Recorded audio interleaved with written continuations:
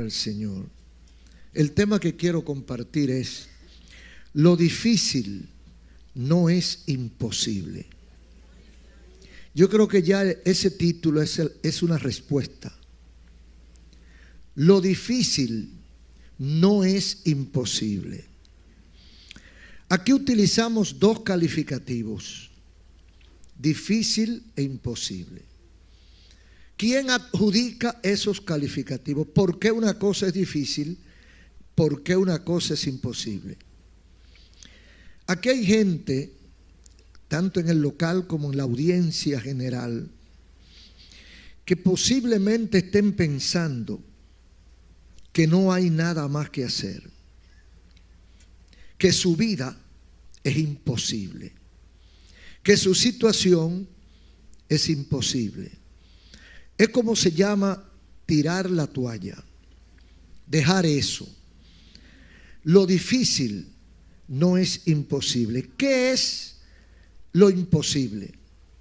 Fíjese, imposible no puede ser o no puede suceder. Lo que no hay manera de lograr, lo que es nulo, aquello que tiene una probabilidad de cero. Usted sabe que hay cosas que tienen un porcentaje. Hay un tanto de por ciento. Cuando el médico va a operar, hay momentos en que dice es imposible que viva. Pero hay otro momento que dice hay un 30% de posibilidad. Hay un 60% de posibilidad. Hay un 90%, más de ahí no pueden darlo. Porque un 100% no lo pueden dar. Porque la gente se muere hasta porque lo pica un mosquito. Entonces, pero hay veces que el médico dice, mira, hay un 5% de probabilidad. Pero lo imposible es 0% de probabilidad. O sea, una probabilidad nula. En el argot popular hay muchas cosas que se pudieran decir. Por ejemplo, la gente dice, plátano maduro no vuelve a verde. ¿Usted cree que puede? Eso es un imposible. Un plátano maduro no volverá a verde.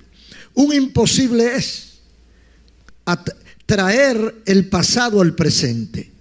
Lo que pasó, definitivamente pasó y solo queda como historia.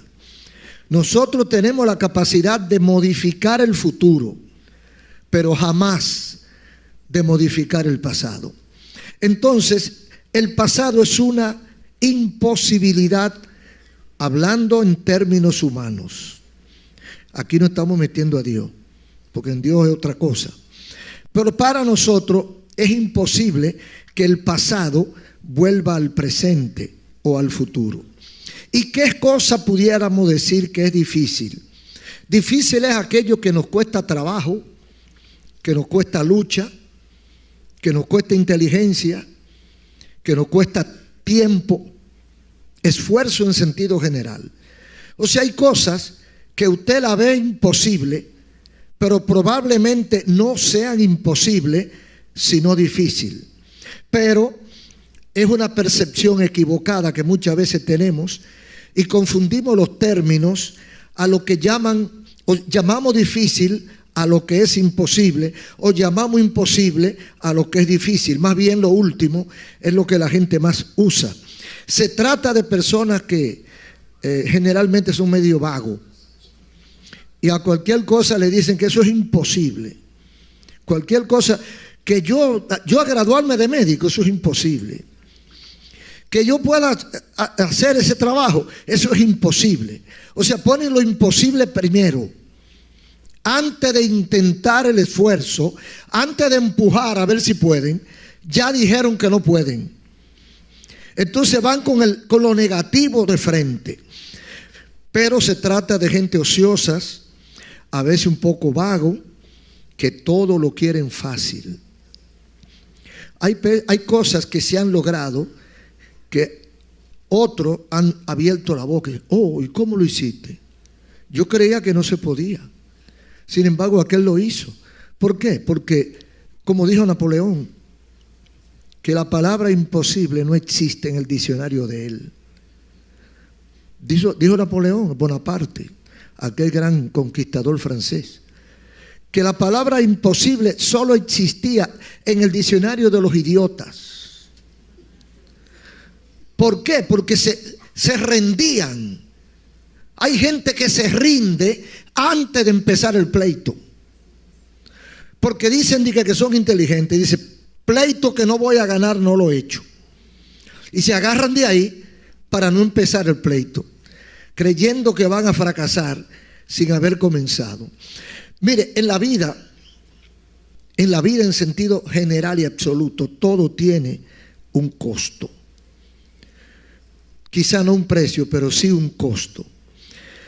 Lo terrenal y lo espiritual. Usted piensa en las cosas terrenales. Hay gente que no se ha casado porque cree que no se puede. Casarme yo. Uy, ¿cómo? Yo con una persona al lado mío todo el tiempo. Eso no se puede. Yo recuerdo que una vez era estudiante de unas cosas que estudié y era nocturno. Entonces se reunían muchas personas adultas. Entonces en esos días yo cumplía 20 años de casado y una joven se me acercó y me dice, ¿cómo se puede? 20 años con la misma gente.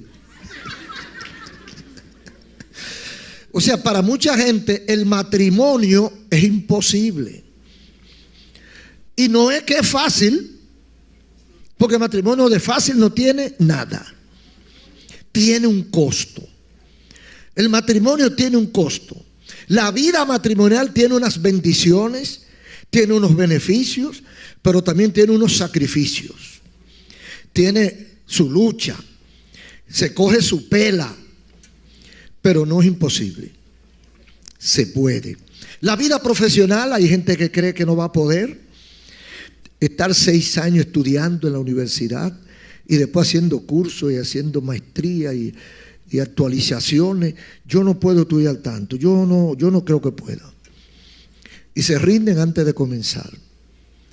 Hay otros que ponen un negocio y después que empiezan a coger lucha, que ven el reto, que ven que hay que estar todos los días temprano ahí, que ven que no puede dormirse porque le explotan la vejiga antes de celebrar el cumpleaños. Entonces dicen que no se puede porque quieren la cosa fácil. El que no lucha no llega. El que no lucha no alcanza nada. Entonces, estas son las cosas materiales. La vida es una lucha. Hay mujeres que no se casan porque no quieren parir. Y no de Francia. No quieren dar a luz porque creen que ellas no van a poder. Pero a veces, como dice la Biblia, la mujer cuando va a dar a luz tiene dolores.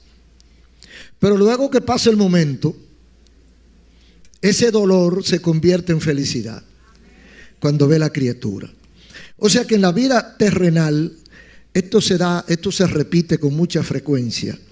Las cosas difíciles, las cosas imposibles o que nosotros creemos que son imposibles. Pero también en lo espiritual o en las cosas que están las cosas sobrenaturales, en las cosas suprasensibles también existe lo imposible y lo difícil.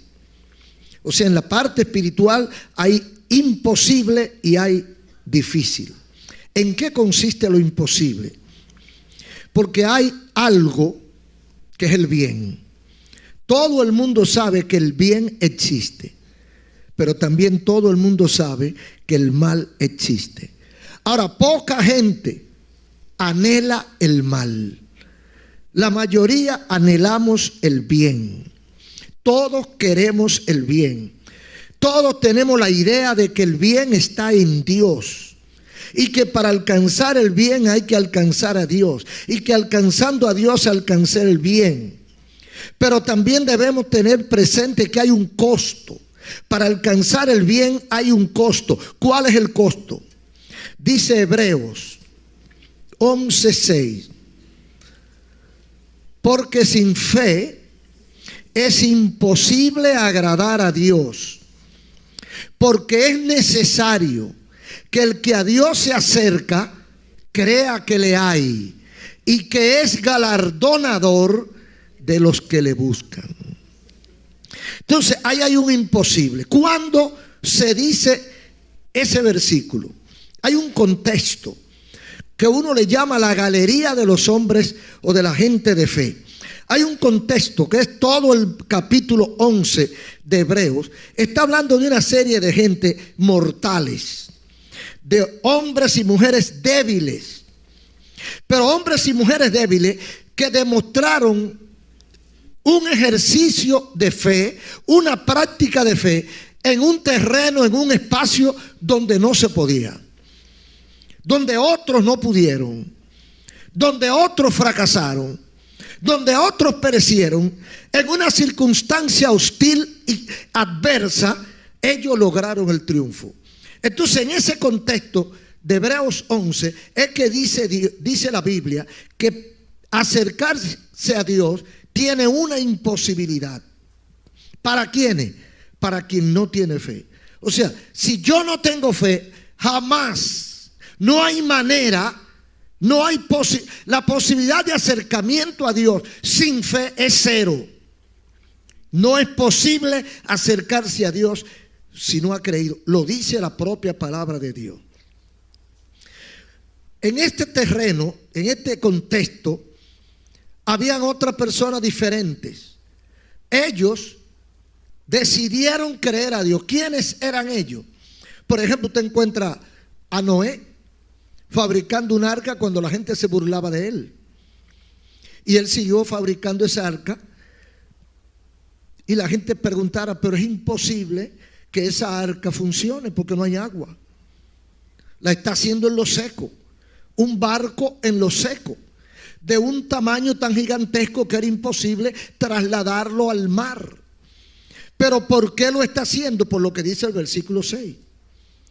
Es un hombre de fe. Y el hombre y la mujer de fe creen lo imposible, porque lo primero que cree es en un acercamiento real y efectivo a Dios. Entonces, ellos eran diferentes. Este grupo de gente que menciona aquí era diferente. Y se acercaron a Dios mientras la mayoría no se acercó. Y vivieron en el temor de Dios mientras la mayoría no lo pudo hacer. Lo mismo que se repite hoy. La mayoría de la gente cree que no se puede servir a Dios. La mayoría de la gente dice, ¿cómo vivo yo sin cerveza? ¿Cómo yo puedo vivir sin licor, sin emborracharme, sin cigarrillo, sin marihuana, sin heroína, sin crack? ¿Cómo yo vivo sin darme un toquecito? ¿Cómo yo vivo sin tener 8 o 10 mujeres? ¿Cómo yo vivo en esa forma ermitaña como viven ustedes? Es imposible. Y realmente es imposible para ellos. Ellos no pueden. Ellos dicen que quieren, no pueden. Pero en aquel tiempo era igual. No pudieron, no podían. Pero el grupo que pudo, ¿por qué pudo? Porque creyeron. Ellos solo creyeron. Dice la Biblia de unos hombres como Abraham,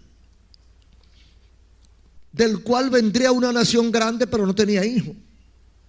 Y él le creyó a Dios. Y teniendo más de alrededor de 100 años, y su esposa igual, tuvieron su primer hijo. Eso es imposible. Para el mundo normal, para el mundo de razón, eso es imposible. Pero sin embargo, estos hombres lo practicaron. Es imposible que un hombre sea arrastrado en un carro de fuego al cielo. Pero Elías fue arrastrado por un carro de fuego y llevado al cielo. ¿Cuántas cosas imposibles tiene la palabra de Dios? Y entonces por eso en ese contexto es que dice el Señor, pero sin fe es imposible agradar a Dios. Porque es necesario, es imprescindible que el que a Dios se allega crea que le hay. ¿Cómo usted se va a acercar a algo que usted no cree que existe? Usted dice, está lloviendo, estoy desamparado y me estoy mojando. Entonces usted ve una casa cuya puerta está abierta y usted se mete porque usted cree que tiene techo. Porque si usted se mete ahí, usted no se va a mojar. ¿Por qué usted se mete, deja la calle y se mete en la casa? Porque usted cree que no se va a mojar. Ahora, si usted cree que se va a mojar, se va a meter en la casa. Si cuando usted entra descubre que la casa no tiene techo, usted vuelve y se sale, porque se va a mojar igual. Entonces, es necesario que el que se acerca a Dios crea que le hay. O sea, no se puede producir un acercamiento a algo que no existe. Eso es como la mente calenturienta de los necios. Los necios que dicen que no hay Dios, que Dios no hizo el mundo, que Dios no creó el mundo, sino que el mundo fue el producto del Big Bang, de la explosión atómica. Está bien, perfecto. Fue una explosión atómica. ¿Y qué fue lo que explotó? La nada. ¿Y quién hizo la nada? Porque si la nada existía, alguien la puso. Y nos vamos remotamente hasta lo infinito, y vamos a tener que concluir diciendo: hay un principio, como dicen los filósofos antiguos, un arjé. Hay un inicio de todo.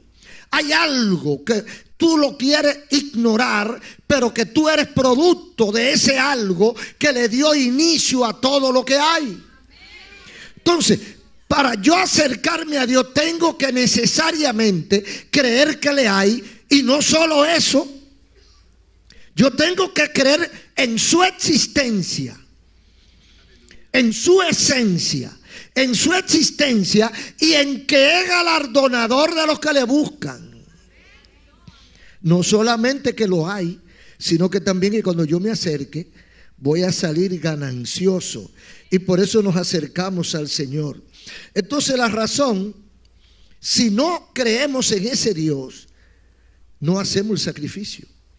¿Por qué yo dejo el pecado? ¿Por qué yo dejo la vida fácil? ¿Por qué dejamos la vida que la gente llama de gozo, de alegría, de francachela, de diversión, de deleite, de parranda? ¿Por qué nos sustraemos y nos apartamos de ese tipo de vida? ¿Porque somos superiores a los otros? No. Hay una razón. Hay una razón principal. Nosotros creemos que le hay y que es galardonador de los que le buscan. Entonces, como yo creo en ese Dios, me acerco a Él, conozco sus reglas. Como yo creo en Él, ¿qué yo hago? Me sacrifico. El que no cree no se sacrifica. El que deja de pecar es porque cree. No porque no le gusta el pecado, es porque encontró algo superior a lo que antes tenía. Entonces, su mente inteligente le dice: si no deja esto, no consigue aquello. Y cuando usted hace el análisis, dice: esto es basura frente a aquello. Suelto la basura y me quedo con lo otro. Pero eso hay que tener inteligencia y conocimiento. O sea, si yo no creo en Dios, yo no hago eso. No se le puede exigir a una persona que no cree que deje el pecado, porque ¿a cambio de qué? Dejar el pecado para quedarse en el aire. No, usted deja el pecado cuando usted consigue algo mejor. El que cree deja todo por seguir a Cristo. ¿Y qué es todo? Un estilo de vida. El que cree abandona hasta amistades, a veces hasta trabajo, hábitos, lugares donde se frecuenta, uno abandona ese lugar. Pero es movido por esa fe que uno ha alcanzado, que uno ha descubierto, porque esa fe lo lleva a descubrir un mundo distinto. ¿Por qué dejó Colón a Europa? Porque descubrió América, porque encontró América. No la descubrió, la encontró. Porque América no estaba perdida. América estaba aquí donde está. Ahora, para Colón América no existía. Para Europa América no existía, pero América estaba aquí. Entonces, cuando ellos descubren para ellos a América, muchísimos europeos abandonaron Europa para venir a buscar nuevos horizontes en América. Ahora, si ellos no descubren América, no dejan a Europa. ¿Cuándo deja el cristiano al mundo? Cuando el hombre deja de vivir la vida de parranda, cuando el hombre deja de beber, cuando descubre a Cristo, cuando descubre el Evangelio, cuando descubre que se puede vivir sin aquello, cuando descubre que hay una vida superior por en gran escala a esa vida que hasta ayer era la que yo conocía.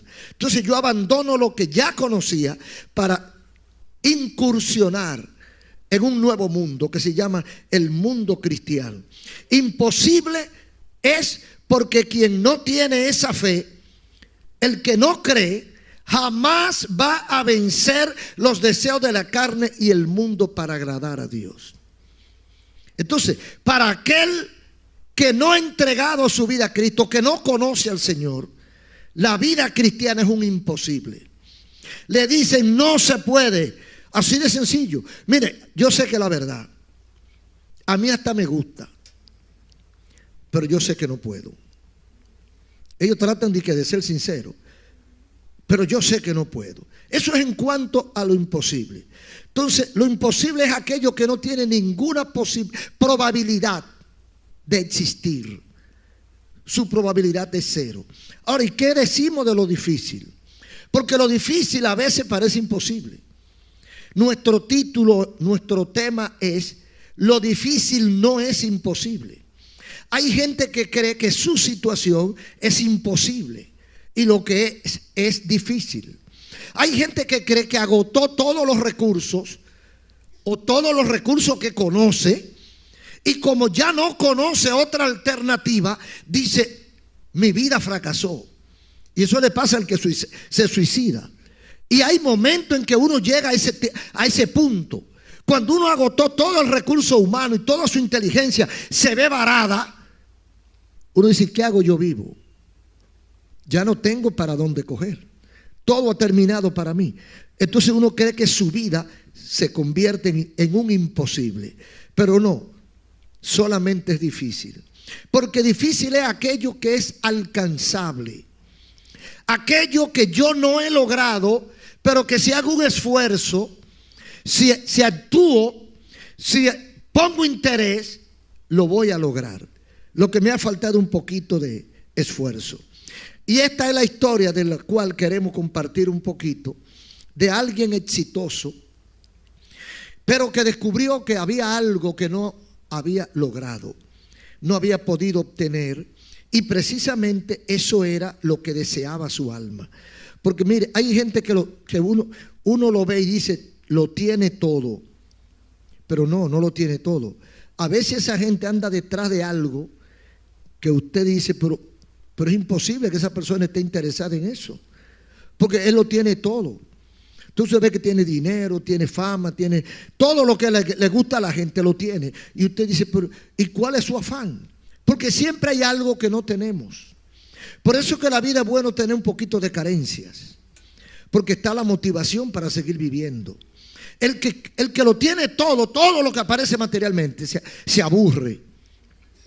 Por eso es que la mayoría de los países nórdicos en Europa es donde la tasa de suicidio es más alta, porque desde que nacen tienen una seguridad social. La mamá tiene un sueldo, una casa, tiene un carro. No hay posibilidad de pasar hambre, de pasar trabajo, de que un día la leche no esté, de que lo van a sacar de la casa, de que debe la renta. No hay posibilidad porque todo eso viene cubierto. Entonces ese muchacho se cría sin apetecer nada, porque todo está ahí.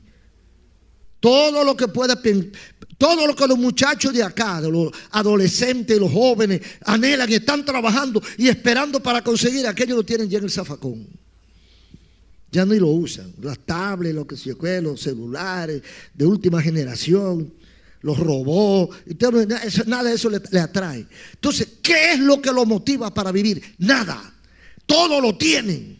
Entonces, cuando uno llega a ese punto, se aburre, se harta de la vida. Por eso es que digo que es bueno siempre vivir con un poquito de carencia, para que le dé inspiración. Yo estoy trabajando porque quiero alcanzar tal cosa, y eso lo mantiene vivo. Y cuando alcance esa cosa, luego ve otra. Dice: bueno, ahora voy a trabajar 2 o 3 años más para ver si alcanzo aquella. Y ahora compré este vehículo, pero en tantos años quiero comprar un vehículo de tal tipo. Me quiero mudar a una casa así. Quiero hacer. O sea, siempre hay una razón para seguir luchando, para seguir trabajando.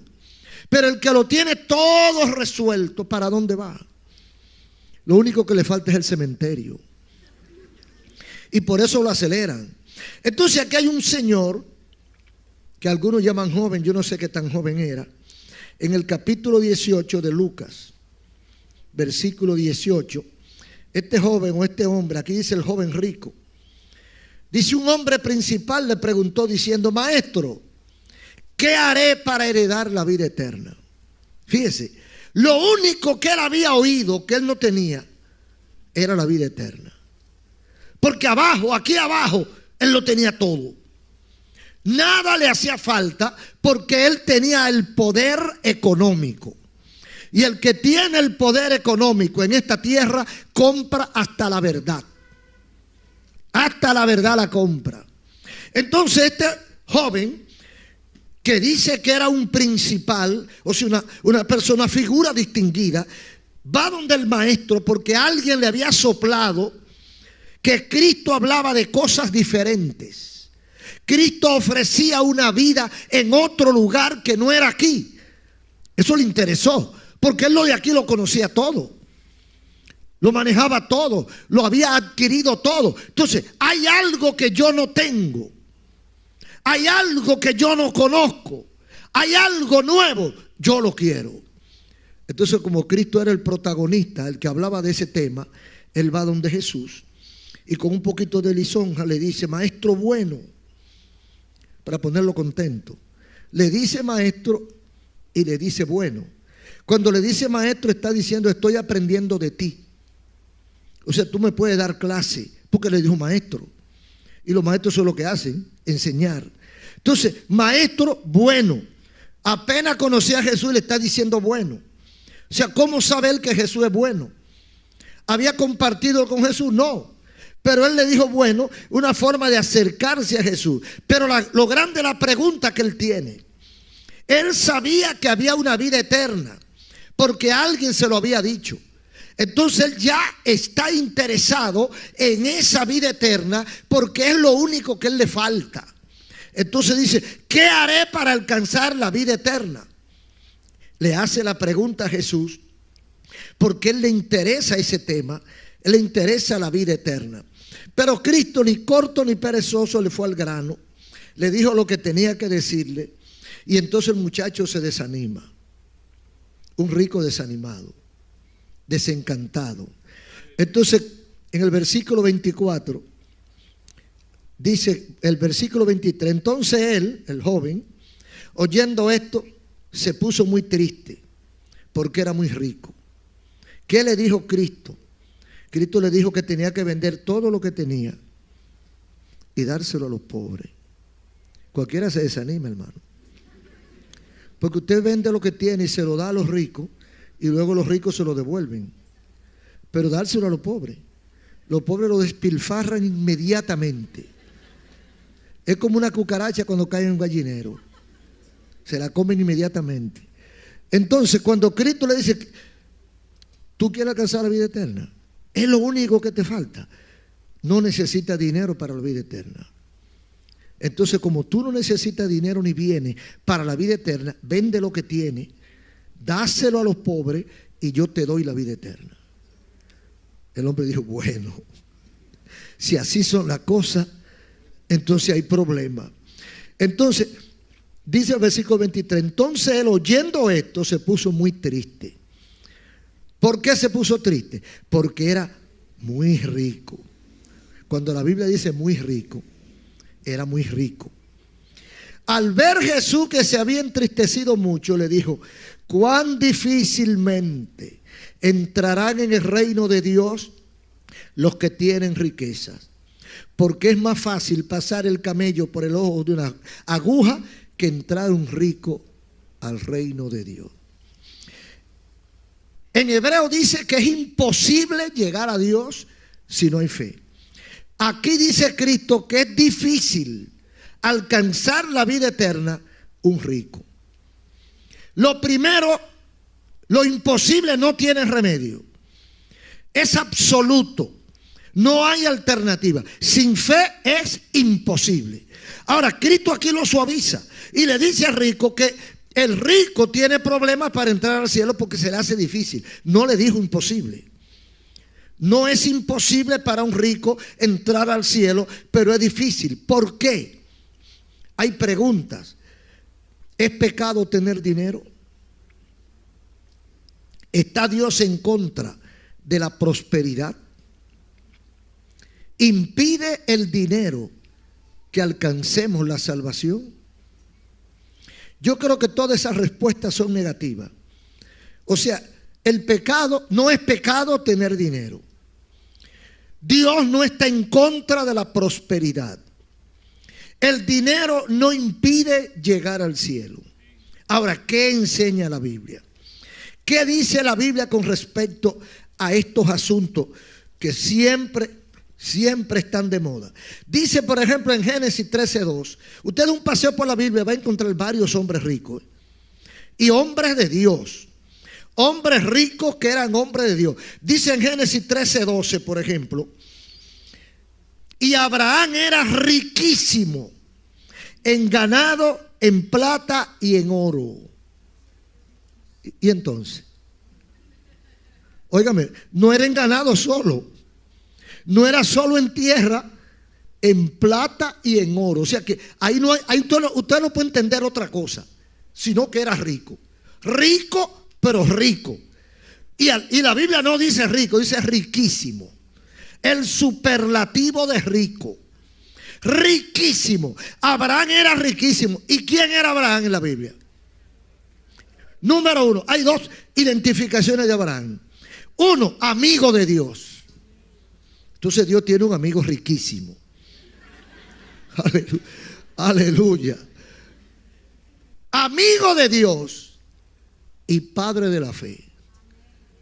O sea, el padre de la fe era riquísimo. El amigo de Dios era riquísimo. ¿Detesta Dios la riqueza? ¿Aborrece Dios a los ricos? Ahora, ¿cómo era el manejo de Abraham en cuanto a su riqueza? Él tenía esa riqueza bajo control, que es lo que mucha gente no logra hacer. Porque la mayoría de la gente que tiene dinero, el dinero lo gobierna. Abraham gobernaba su riqueza y la ponía donde tenía que estar. Primero Dios y después mis bienes. Y mis bienes no son más que un trampolín para servirle a mi Dios. O sea, yo no tengo problema con la riqueza, ni Dios tampoco. Pero la riqueza no le puede gobernar el alma a uno. Entonces, Abraham era riquísimo y era el padre de la fe y el amigo de Dios. Pero no era el único rico. Su hijo Isaac, dice el versículo 26, el capítulo 26 de Génesis, versículo 13, dice, el varón, versículo 12, va a comenzar el 12. Y sembró Isaac en aquella tierra y cosechó aquel año 100 por 1 y le bendijo Jehová. El varón se enriqueció y fue prosperado y se engrandeció hasta hacerse muy poderoso. El hijo de Abraham. Y mire que no está hablando de la herencia. No fue lo que heredó del papá, de su papá. Está diciendo que fue enriquecido, fue prosperado, al 100 por 1 lo bendijo Jehová. O sea que Dios bendijo a Isaac de tal forma que alcanzó riqueza. Hay otro caso, el capítulo 30 de Génesis, versículo 43. Ahora tenemos el nieto de Abraham, el hijo de Isaac, Jacob, en el versículo 43. Y se enriqueció el varón muchísimo y tuvo muchas ovejas y siervas y siervos y camellos y asnos. O sea, ya iban tres riquísimos que eran amigos de Dios y que eran siervos incuestionables, siervos de Dios. Entonces dice el versículo 3 del capítulo 1 de Job, que Job era el hombre más rico y más grande de todos los orientales. Entonces aquí hay 4 ejemplos de que la riqueza no es obstáculo para Dios. Dios no tiene que ver que tú seas rico o no seas rico. Entonces, ¿por qué dijo Jesús que difícilmente un rico entrará al reino de los cielos? Yo creo que eso es para pensarlo. ¿Por qué? Porque fíjese, el dinero provee poder y mucha gente quita su mirada de Dios para ponerle en el dinero. Entonces, aquí se crea una crisis de confianza. ¿En qué tú crees más? ¿En tu dinero o en tu Dios? Si yo no tengo la capacidad de creer en Dios por encima de mi dinero, si yo puedo, como dijo Cristo, que nosotros debemos estar en la capacidad de seguir a Cristo, aunque perdamos todo. O sea, ese es el nivel de fe. Cuando yo tengo este tipo de fe, que aunque me quiten todo, aunque lo pierda todo, aunque mi padre y mi madre me lo nieguen todo, yo pueda seguir a Cristo, entonces yo puedo tener dinero. Pero hay gente que no puede tener dinero porque se le olvida a Dios, se le olvida a la mujer, se le olvidan los hijos, se olvidan hasta ellos mismos. Entonces, problema de confianza. El Señor le dice: cuán difícil entrará un rico al reino de los cielos. Porque Dios no quiere saber de ricos, ya vimos que no. Que Dios sí quiere saber de los ricos. El problema es que muchos ricos no quieren saber de Dios. Entonces hay una crisis de confianza en que creen que el dinero se lo va a resolver todo. En segundo lugar, y esto es más fuerte, la piedad cristiana no comulga con la riqueza. Es muy difícil ser un verdadero cristiano lleno de amor y misericordia cuando se es rico. Lo primero es cómo se logra acumular fortuna. Trabajando honesta y seriamente, guardando centavitos. Es posible, pero no es común. La mayoría de los que acumulan grandes fortunas no resisten una auditoría. La mayoría de los que nadan en los millones no soportan un análisis financiero, porque la corrupción está en todas partes. Entonces, manejarse como cristiano, vivir la vida piadosa, vivir conforme a la ordenanza divina, con una cantidad infinita de dinero, es casi imposible. Pero no es imposible. La Biblia dice que es difícil. Por eso Cristo dice: cuán difícilmente entrará un rico al reino de los cielos.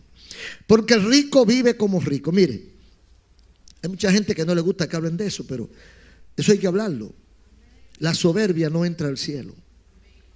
La vanidad no entra al cielo. Hay gente que da 60,000, 80,000, 100,000, 200,000 dólares por un anillo. Y yo le pregunto: ¿cuál es el beneficio? ¿Para qué sirve ese anillo? Para que lo vean. Para que lo vea el que sabe. Porque yo lo veo y no he visto nada. Uno de chuflay y uno de esos para mí es la misma cosa. Entonces, pero es que donde va hay otros que son iguales y están en competencia de prendas. Cual tenga la cadena más cara, cual tenga el anillo más caro, cual tenga el reloj más caro. Entonces es una cuestión de vanidad, de orgullo, de soberbia. Entonces es muy difícil, porque uno habla así porque quizá uno no ha llegado ahí. Pero mire, no es fácil. No es fácil llegar a rico, de verdad, rico, y no ser soberbio y vanidoso. Mi papá decía hediondo. Esa gente que están con la nariz parada, como que todo le hiere. Delicado, frágiles. No se asocian con cualquiera. Pero ok, aquel a quien San Pedro, a quien Dios se lo dio a San Pedro, se lo bendiga, ¿verdad? Pero grandes son aquellos que salen de la nada y suben a la opulencia, y después que están arriba no conocen a lo que está abajo. Y se quedan mirando y dicen, ¿qué es ese animalito? No, que eso es un perro. ¿Perro? ¿Y qué es lo que es un perro? No, que eso es un... No conocen nada los pobres porque ya se le borró. Mira, el disco duro se le voló y se quedaron en blanco. Por eso es que es difícil, porque quizá usted conozca a alguna persona que antes tenía un comportamiento y por alguna razón consiguió dinero y ahora tiene un comportamiento totalmente diferente. Antes era manso, afable, cariñoso, ahora no. Ahora una persona que se cuida hasta de su madre, porque le tiene miedo. Todo el que se le acerca, él cree que va a pedirle. Puede ser verdad, pero aunque fuese verdad, tú no tienes que estar huyendo de la gente. Pero eso es parte de la riqueza. Mire, ese señor se le acercó a Cristo porque entendió que Cristo era superior. O sea, Cristo no era cualquiera. Cristo era un líder exclusivo. Entonces él sabía la fama, la ascendencia de Jesús, el impacto social de Jesús. Y él dijo, esto es importante. Por eso fue donde Jesús. Él no fue, mire, hubiera sido un Pelagatos, hubiera sido un Pedro, pescador, él no va.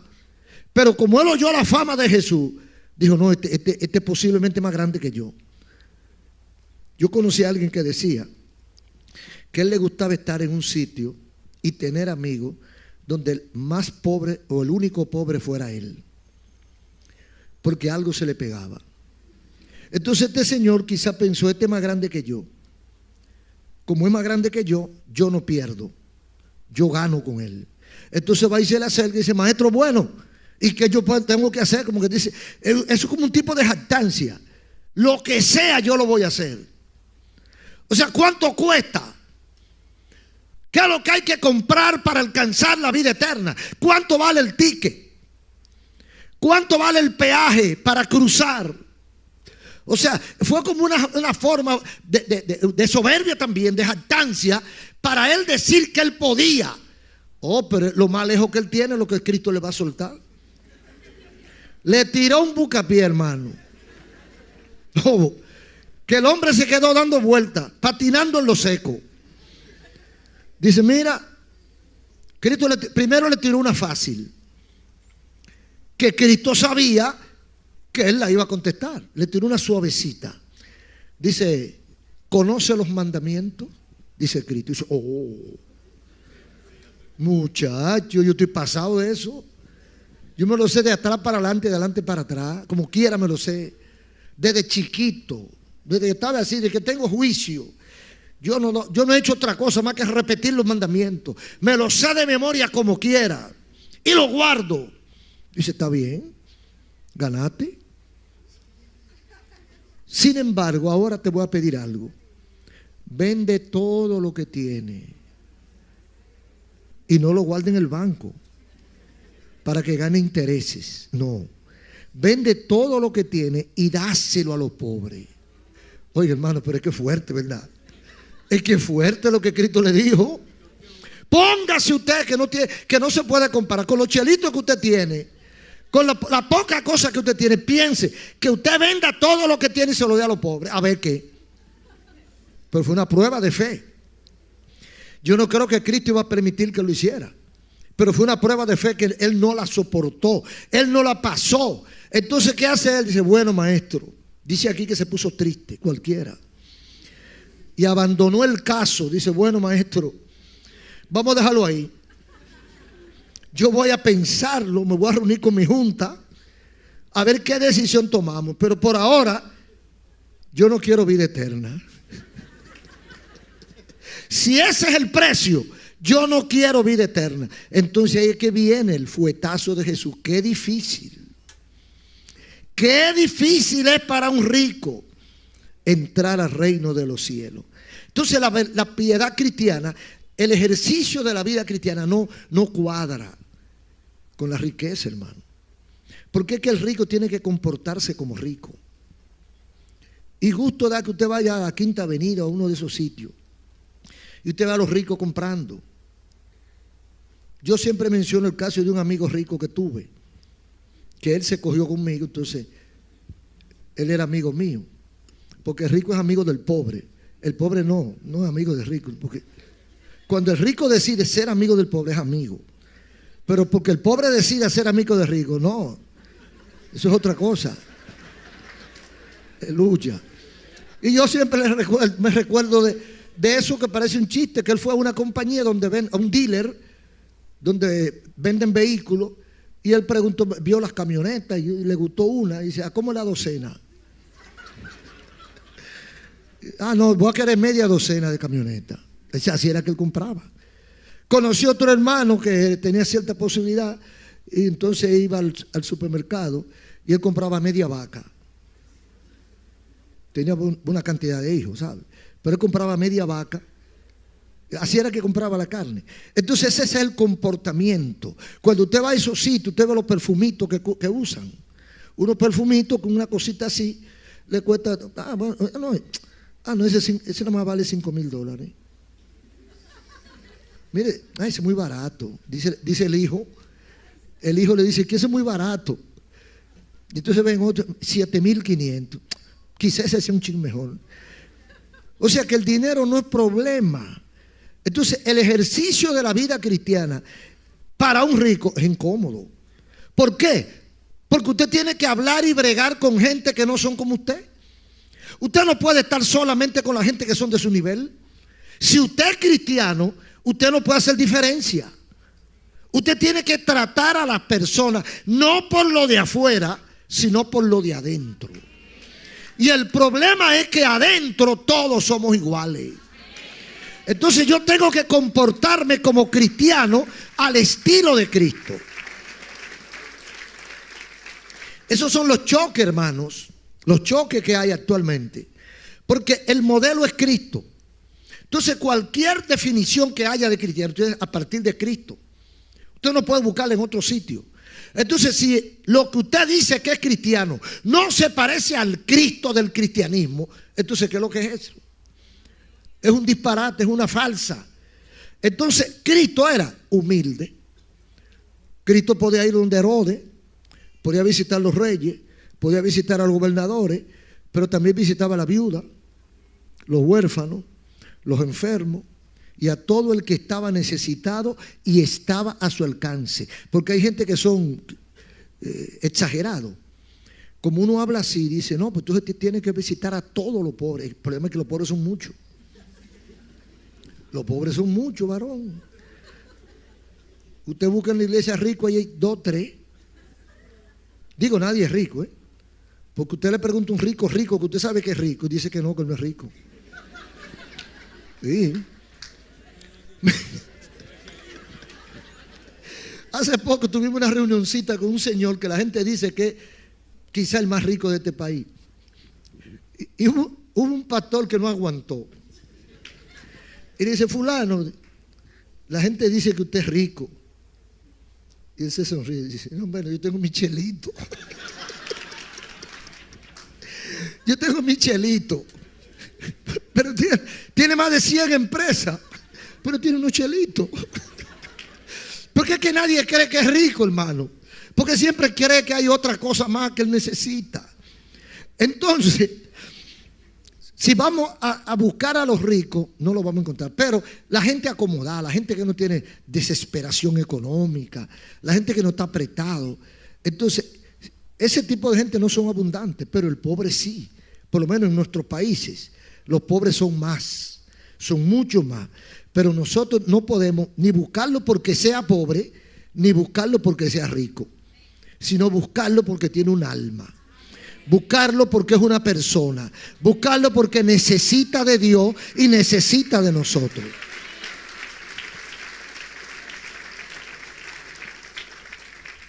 ¿Por qué dijo Cristo que era difícil que un rico entrara al reino de los cielos? Por la avaricia también.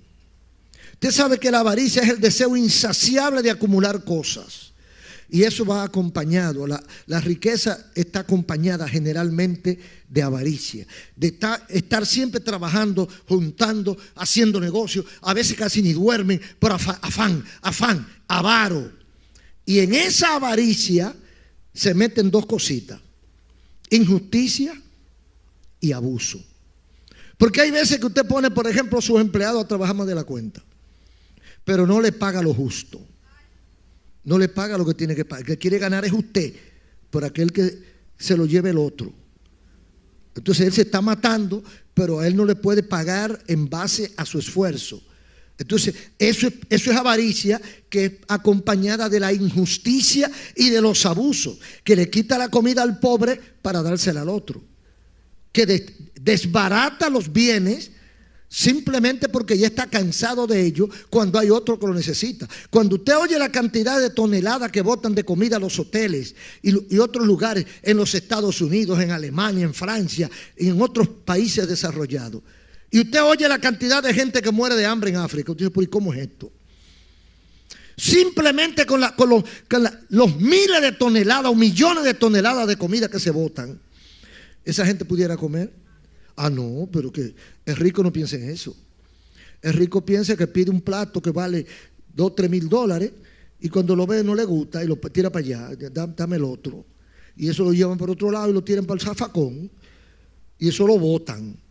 Pero por allá hay otros que no han visto esa comida ni siquiera en revista y que el estómago lo tienen aquí atrás ya, pasando hambre, muriendo de hambre, 10, 15 y 20 mil personas diario en la India.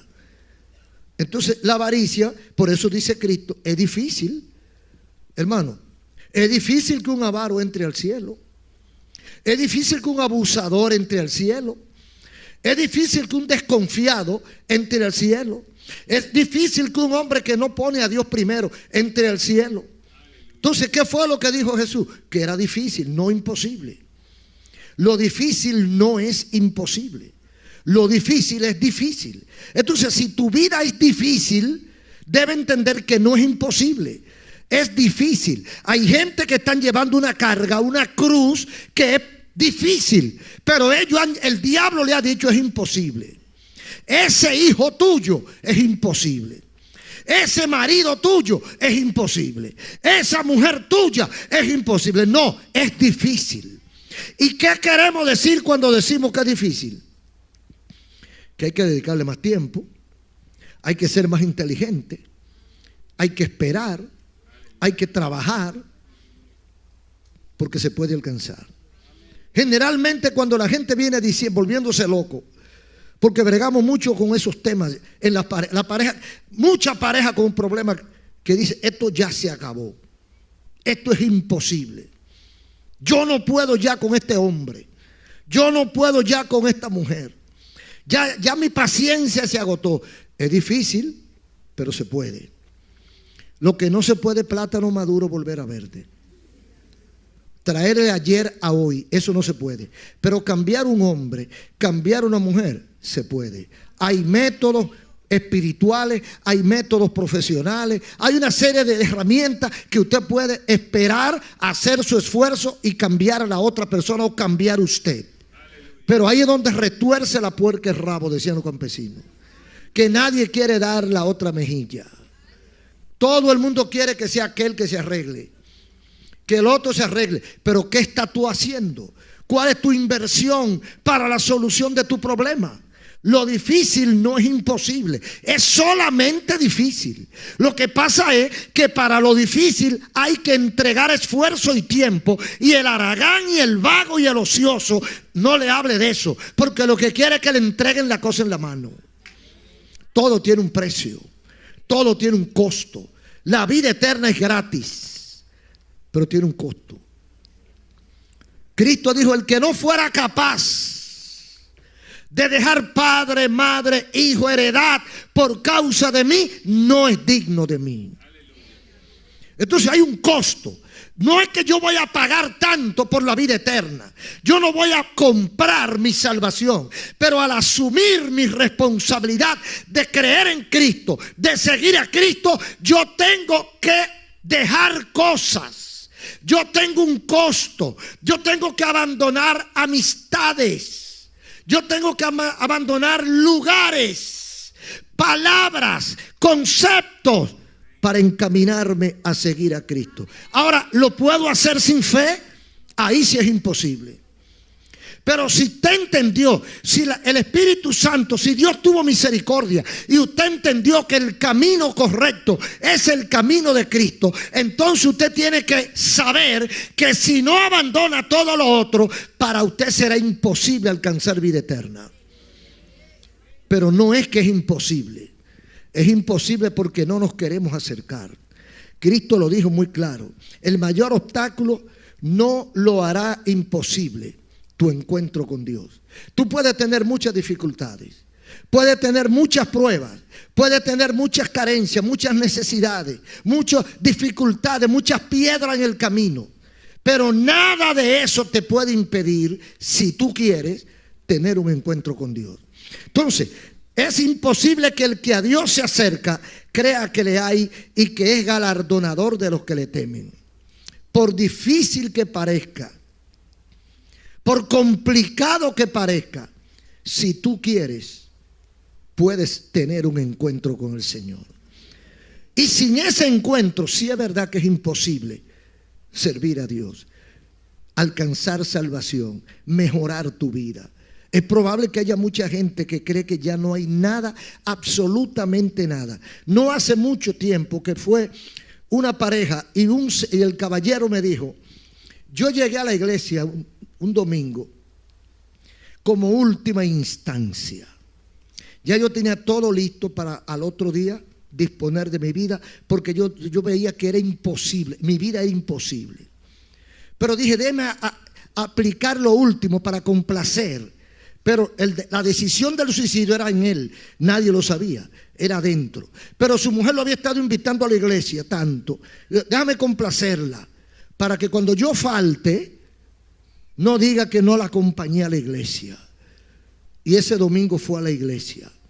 Y ese domingo lo atrapó el Señor. El Señor lo atrapó.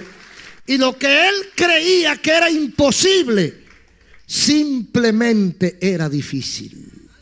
Lo que usted, amigo, hermano, cree que es imposible, solo es difícil. ¿Por qué es difícil?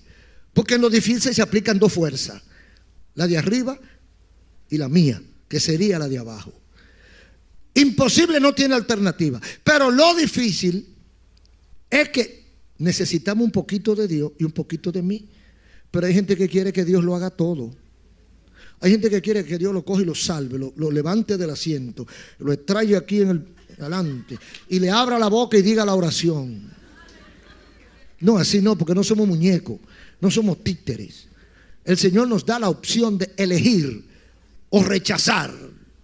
Entonces Dios nos abre la mente, el juicio, el entendimiento, para que usted escuche, para que usted sepa, analice y decida. A partir de ahí Dios no lo forza. Entonces usted dice, bueno, yo voy a poner mi parte. Dios ya puso la de él, yo voy a poner la mía.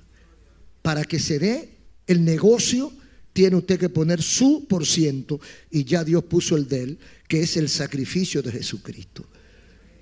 Lo difícil no es imposible. Lo que tú ves como difícil para servir a Cristo simplemente es difícil, no es imposible. Ha sido imposible hasta hoy porque tú has querido. Como tú no te has decidido a abandonarlo todo porque crees que es imposible vivir sin eso, entonces por eso está como está. Pero si te decides a probar, verás que es difícil, y ni siquiera tan difícil. Ni siquiera tan difícil. Porque las cosas... Bueno, yo he dicho otras veces también que mi abuela materna, doña Andrea, ella me dijeron que ella había dicho, cuando oyó el evangelio por primera vez, que mientras existiera el tabaco, ella no se podía convertir. Sin embargo, se convirtió y fue una misionera, y todavía el tabaco está. Y ella hace tiempo que se fue con Cristo, y el tabaco todavía está. O sea, para ella era imposible. Usted sabe lo que un borrachón dice: mientras existe el ron, el licor y la cerveza, es imposible que yo me convierta. Mientras exista la droga, es imposible que yo me convierta. A mí me dijo un dueño de una emisora una vez: mientras haya mujeres buenas, yo no me puedo convertir. Digo, pues te va a llevar el diablo. Porque mujeres buenas hubo, hay y habrá. Y tú eres el que vas a fracasar. Y todo el mundo va a seguir igual. O sea, es que no conciben el mundo conforme a lo que dice la Biblia, sino que ellos lo conciben a partir de su manera. No, mi vida es esto, y sin eso no hay vida. Mentira del diablo. Eso es mentira del diablo. Y la prueba principal somos nosotros. Estamos viviendo sin ron, sin cigarrillo, sin parranda, sin borrachera, sin droga, sin mentira, sin fornicación, sin adulterio. Estamos vivos y bien vivos que estamos. Padre, gracias por tu palabra. Termina tu obra en los corazones. En el nombre de